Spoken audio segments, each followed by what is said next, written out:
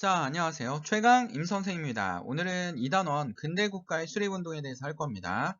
자, 2단원의 7, 서구 열강의 접근과 조선의 대응에 대해서 우리가 공부를 할 겁니다. 됐나요? 자, 다 같이 모두 다 화이팅! 자, 먼저 배경을 좀 볼 필요가 있는데요. 자, 배경을 보는데 이때 뭐냐면 1860년이라는 연도는 너무나 중요하다는 거야.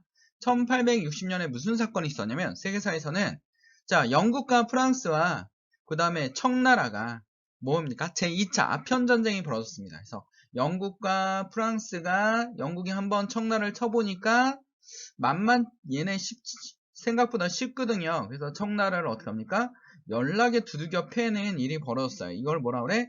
제2차 아편전쟁이라고 그래. 그치? 근데 영국과 프랑스가 청을 너무 때리니까 이 싸움 말려주면 좀 더 남겠다라는 그런 정책을 피고 있는 나라가 하나 있었죠. 누굽니까? 바로 이 북쪽에 있는 나라 누구예요? 러시아입니다. 러시아. 자, 러시아입니다. 러시아. 자, 러시아가 이 싸움을 말려주면서 얻어낸 게 뭐냐면 자, 베이징 조약으로 인해서 러시아가 뭘 얻어냅니까? 연해주를 획득합니다. 연해주, 여기. 지금 러시아 영토가 이렇게 되는 거죠. 여기 청나라 이렇게 있고, 자, 러시아 영토가 이렇게 되는 겁니다. 그래서 러시아와 한반도가 붙는 사건이 뭐냐면, 바로 1860년 베이징 조약입니다. 됐나요? 자, 세계사에서는, 자, 서양과 동양이 싸웠는데 청나라가 패배를 했죠. 그치? 그래서 우리 역사에는 러시아와 이제 국경을 맞닿기 시작했다. 근데 러시아는 뭘 하려고 합니까? 자, 러시아가 해군이 막강한데 겨울만 되면 움직일 수가 없어요. 이 해군이. 그치? 자, 그래서 러시아는 얼지 않는 항구, 다른 말로 뭐라 합니까? 부동항을 얻기 위해서 무진장 애를 쓴단 말이야. 그래서 러시아는 남하 정책을 피고요. 영국은 러시아의 곳곳에서 남하하는 걸 막아내는데 굉장히 애를 씁니다. 그래서 영국과 러시아의 대립이 있는데 나중에 무슨 사건? 거문도 사건. 러시아의 남하를 막고자 요 남해 있는 섬인 거문도를 영국이 불법으로 점령을 하죠. 그래서 러시아와 대립 관계에서 한반도에서 합니다라는 겁니다. 자, 우리나라에서는 런해주와 러시아와 맞받기 시작하자 우리는 서양이 우리나라 청나라, 그러니까 아시아에는 이게 충격이었어요. 왜? 가장 막강한 나라였잖아. 가장 막강했던 나라가 영국이라는 프랑스라는 나라한테 개박살나니까 이게 완전히 힘들었단 말이야. 그래서 자, 우리나라에서는 서학에 반대한다는 이유로 뭐가 창시됩니까? 동학이 창시됩니다. 그게 몇 년이라고요? 1860년이라고요. 누가? 최재우가 경주 지역에서 창시하게 됩니다. 됐나요? 이거 머릿속에 꼭 기억하셔야 됩니다. 1860년은 너무나 중요한 연도다라는 거 기억해 두시고 자, 배경이 이렇다라는 겁니다. 자, 이건 19세기니까 여러분 뭐가 일어나면 서양은 제국주의가 등장했고요. 이 제국주의는 뭐합니까? 사회 진화를 통해서 유능하게 빠르게 발전한 국가들은 야만인들을 뭐 할 수 있다? 지배할 수 있다. 그래서 그들에게 신문물을 전파시켜주는 게 사명이다라는 명분으로 뭐를 개척합니까? 식민지를 개척하는 시대가 바로 이때입니다. 그럼 우리나라는 자, 강국입니까? 약소국입니까? 이때는 우리가 약소국이었기 때문에 우리는 뭡니까? 어떻게 하든 식민지를 막아내야 된다는 겁니다. 그치? 그래서 반외세적 성격이 나타나고요, 역사에서. 그 다음에 우리도 뭘 해야 됩니까? 근대화를 해야 되는 역사적 과제가 있다라는 거. 그래서 두 가지 과제가 있었다라는 거. 근대화와 뭡니까? 반외세적. 그치? 그런 정책이 펼쳐 나갈 겁니다라는 거 여러분 머릿속에 기억해 둘 필요가 있어요. 됐나요? 그래서 자, 가장 중요한 연도 몇 년이라고? 1860년입니다. 서예미 개화기에서만 연도를 강조해요. 여기는 연도를 외울 수밖에 없어요. 연도를 외우지 않으면 사건의 순서가 머릿속에 들어가지 않습니다. 근데 연도가 외우는 게 너무 힘든 학생들 있잖아. 학원에서 보면 너무나 힘든 학생들이 있단 말이야. 그래서 선생님이 연도에 외우는데 좀 더 도움이 되고자 만든 게 하나 있어요. 뭐냐면 자, 이자로 끝나면 1950이냐면 임자로 시작해요. 그래서 1952년이 뭐야? 임진왜란이죠. 그치? 임진왜란이야. 그럼 1882년은 뭐야? 이모군란이 되는 겁니다. 됐나요? 자, 그 다음에 여러분 봐봐. 육자로 끝나면 병자로 시작합니다. 그치? 그래서 자, 1636년 무슨 호란? 병자호란이야. 그럼 1866년이니까 병자로 시작했네. 병인양요.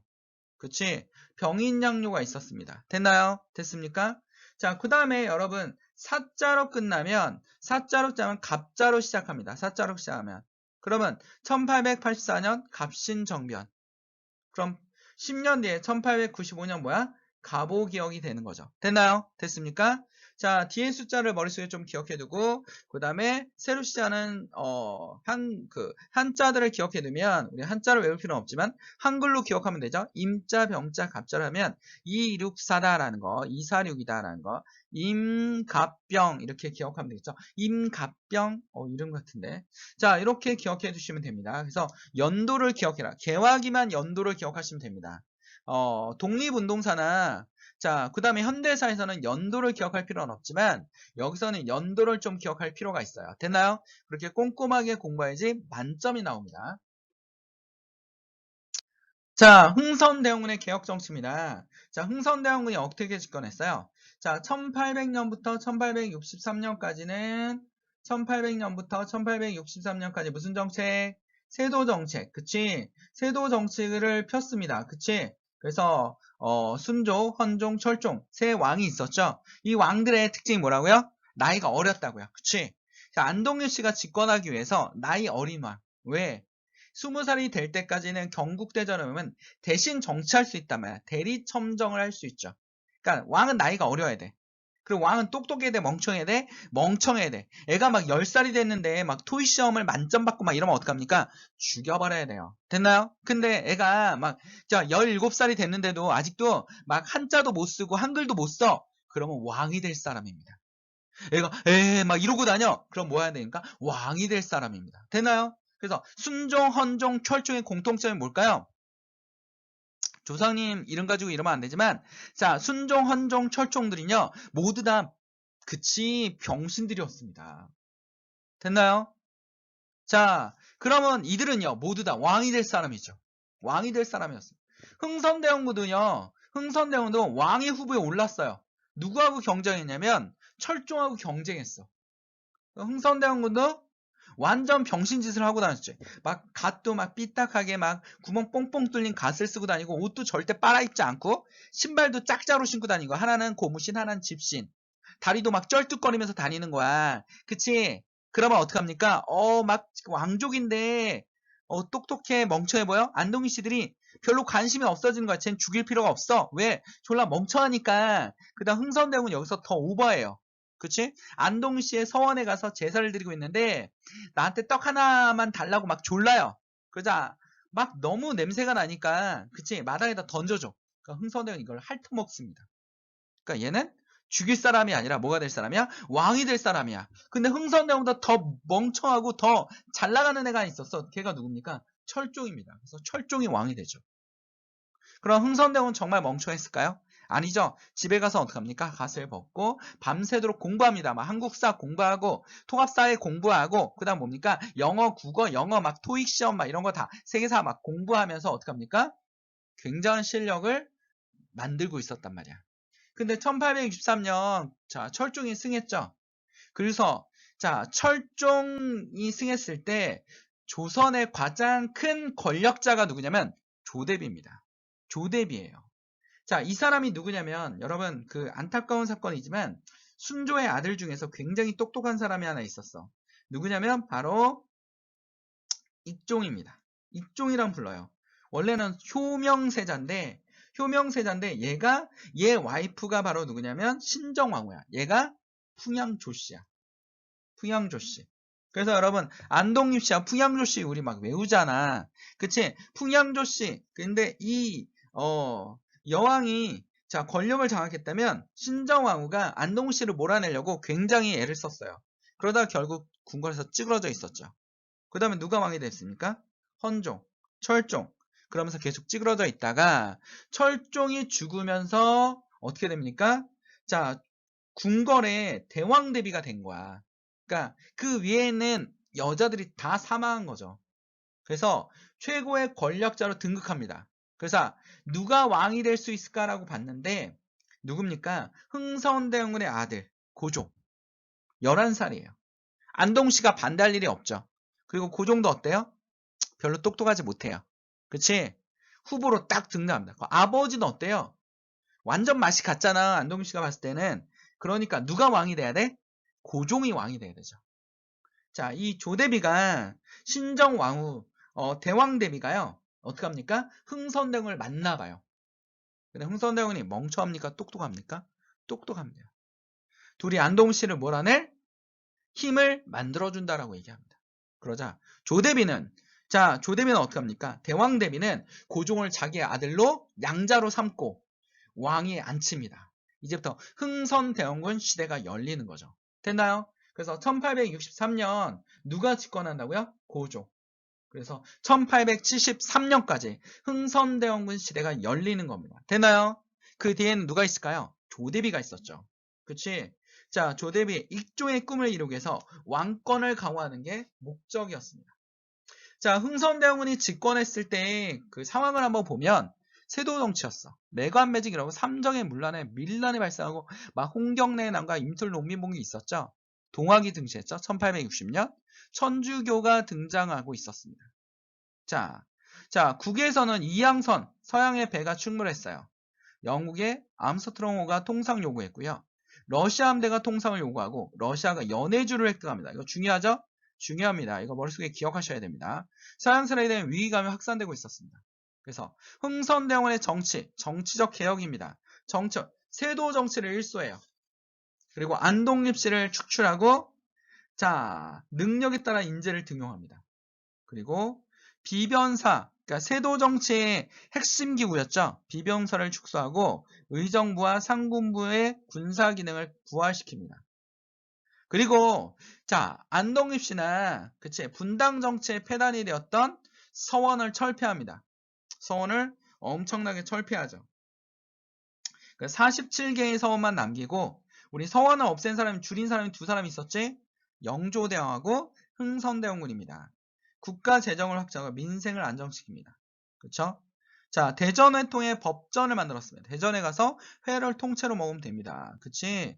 자, 육전조례라는 법전을 만들었어요. 이거 나오면 누구라고요? 흥선대원의 개혁정책. 무슨 권을 강화하고 있습니까? 왕권을 강화하고 있습니다. 됐나요? 자, 흥선대원의 정체를 보면 뭐라고 돼 있냐면 대원군이 집권 후에 어느 회의석상에서 음성을 높여 여러 대신을 말하기를 나는 천리를 끌어다 진척을 삼겠으며 태산을 깎아. 이 태산은 안동시죠. 평지를 만들고 또한 남대문, 남인을 등용했다는 얘기입니다. 3층으로 높이를 하는데 여러분의 생각은 어떻게 생각하오? 라고 얘기해요. 누구한테 얘기하는 거야? 그치? 자, 안동시들한테 얘기하는 거죠. 너희들은 이제 다 뒤졌어 라고 얘기하는 거야. 대개 천리지척이라는 말은 종치를 높이는 뜻이요. 남대문, 3층이라는 말은 남인을 청구하겠다는 뜻이요. 태산할 평지로 왕대는 노론을 억압하겠다는 의사이다. 라는 겁니다. 됐나요? 매천야록에 나와 있는 얘기예요. 자, 무슨 권을 강화하는 거야? 그치? 자, 세도 정치를 붕괴시키고 왕권을 강화하겠다는 얘기입니다. 자, 삼정의 문란 시작입니다. 민생을 안정시키는 정책이죠. 전정, 지방관과 토의 토지 변경을 금지합니다. 토지를 막 지네들이 다 뺏고 막 이러잖아. 은결, 면세지를 다 색출해서 세금을 걷어들고요. 양반들에게 군포를 부과하기 시작했어요. 양반들한테 군포를 부과하고 사창제. 자, 뭡니까? 환곡의 문란이 굉장히 심했죠? 환곡의 문란으로 인해서 양반들이 거의 뭐가 일어납니까? 밀란이 일어났단 말이야. 그래서 개인으로 전향해가지고 그 지역에 돈이 많은 사람에게 빈민들에게 돈을 빌려서 저리의 이자를 받게 하는 게 사창제입니다. 됐나요? 됐습니까? 자, 그리고 한계점은 뭘까요? 경복군을 중건하는데 경복군 중건은 해야 되지만 너무 무리한 중건이었습니다. 경복군은 누가 세웠습니까? 우리 조선을 건국한 정도전이 세웠죠. 그리고 어떻게 됐습니까? 흥선대원 임진한테 불타버리고 왕권의 상징이었고 최고의 궁궐이에요. 창경궁, 덕수궁보다 중앙에 있는 정치하는 궁궐이 경복궁입니다. 이걸 정전이라 부르는데 이 경복궁은 최고의 궁궐이었단 말이야. 그러니까 이 궁궐을 진건하는 것은 뭡니까? 왕권을 다시 세우겠다라는 겁니다. 전주 이씨의 왕통을 그대로 세워주겠다라는 겁니다. 그래서 원납전을 징수해요. 강제로 야, 돈 내. 뭐 하는 거야? 경복 줄게. 돈 많은 애한테 막 징수하는 거죠. 당백전. 화폐를 발행합니다. 이 당백전의 돈의 크기는 굉장히 큰 돈이라고 예측하고 있어요. 그래서 지금 말하면 막 5만원짜리, 10만원짜리를 막 찍어낸 거.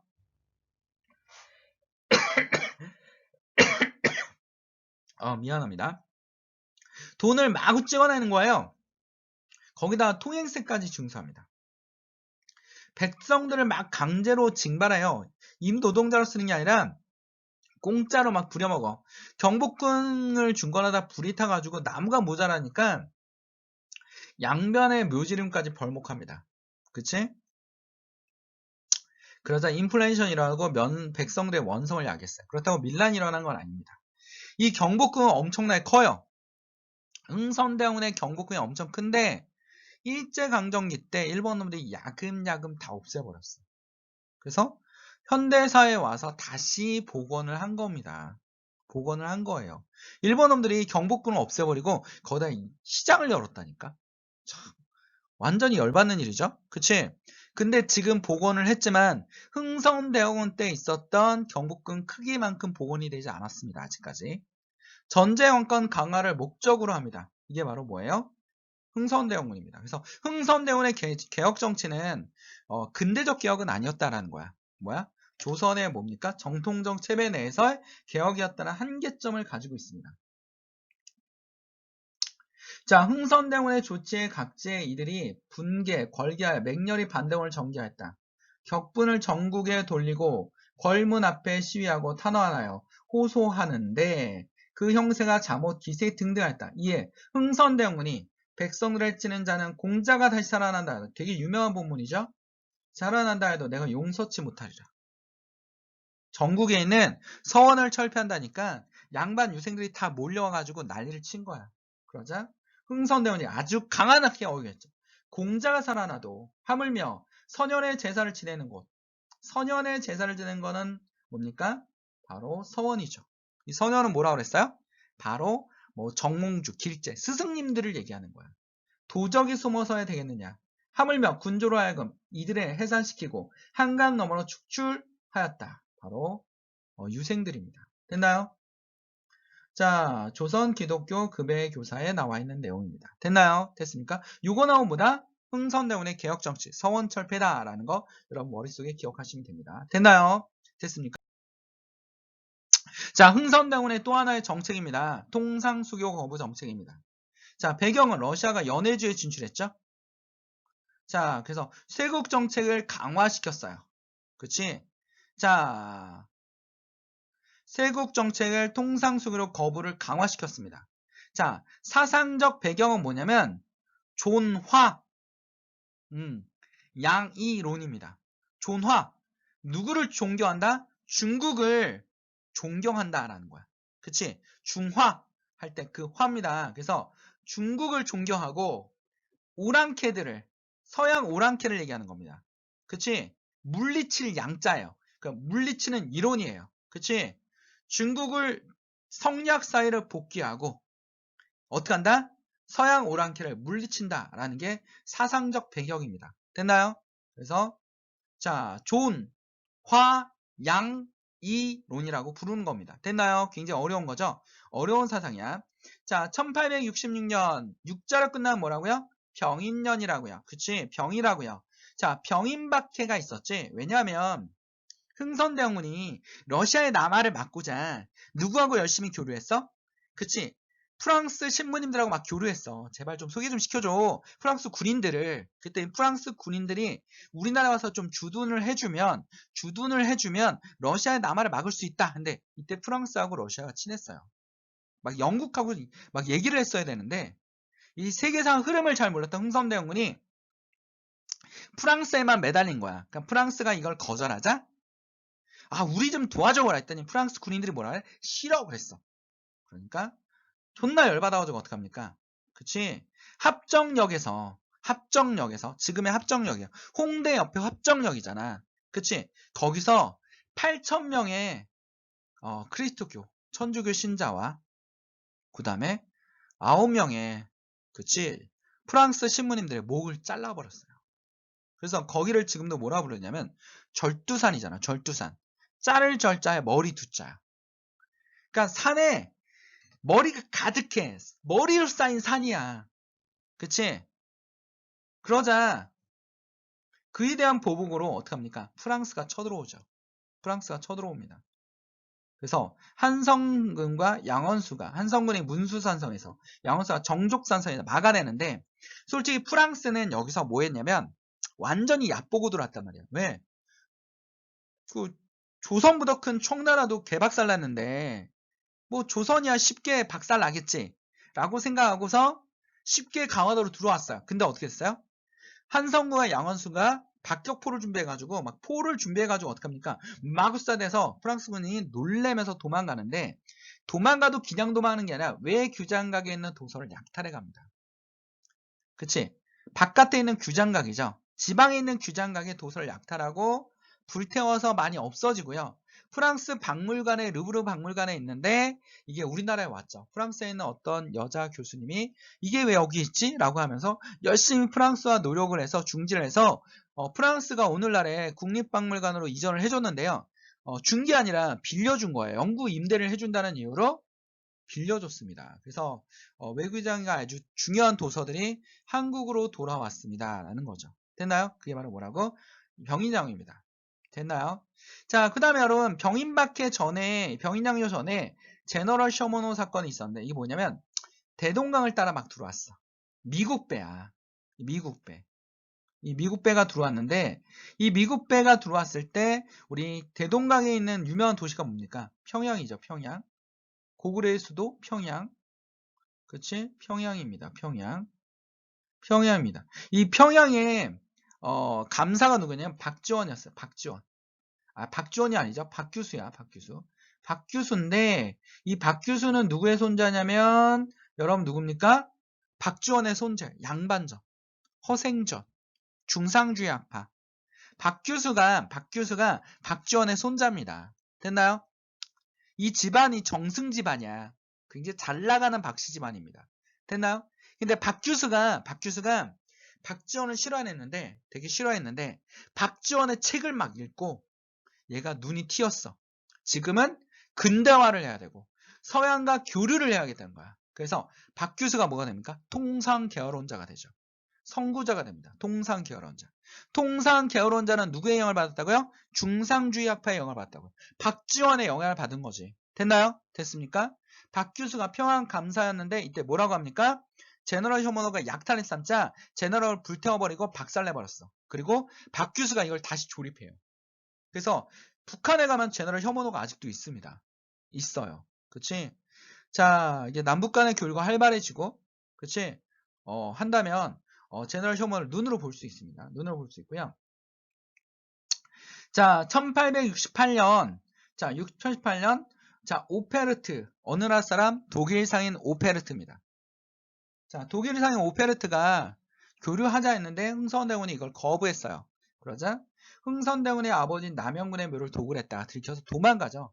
청나라에 가서 잡혔어. 자, 여기서 중요한 거 뭘까요? 오페르는 어느 나라 사람? 독일 사람인 거 중요합니다. 됐나요? 왜냐하면 이 나라와 관련 있는 사건은 이렇게 물어보거든요. 문제에서. 자, 오페르트는 어느 나라 사람? 독일 사람입니다. 됐나요?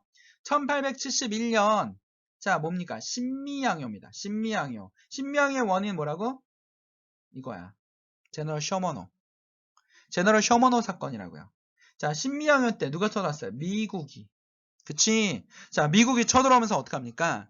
조선인들은 굉장히 장대하고 힘이 세고, 그치? 죽는 거를 두려워하지 않는다 하면서 미국은 완전히 긴장하고 왔어요. 그치? 미스터 션샤인의 첫 장면이잖아. 그치? 거기서 너 뭐라고 얘기합니까? 어떻게? 다 죽을 때까지. 한 병사가 다 죽을 때까지 싸우지? 라고 하면서 굉장히 놀랬죠? 그치? 그래서 신미양요로 인해서 어제언의 부대가 관성부와 각 곳에서 저항했지만 결국 미국에 섬멸당합니다. 미국은 이 용감한 우리나라 부대를 보고서 결국 철수를 하게 되죠. 자, 그러자 흥선대원은 전국에 뭘 세우니까?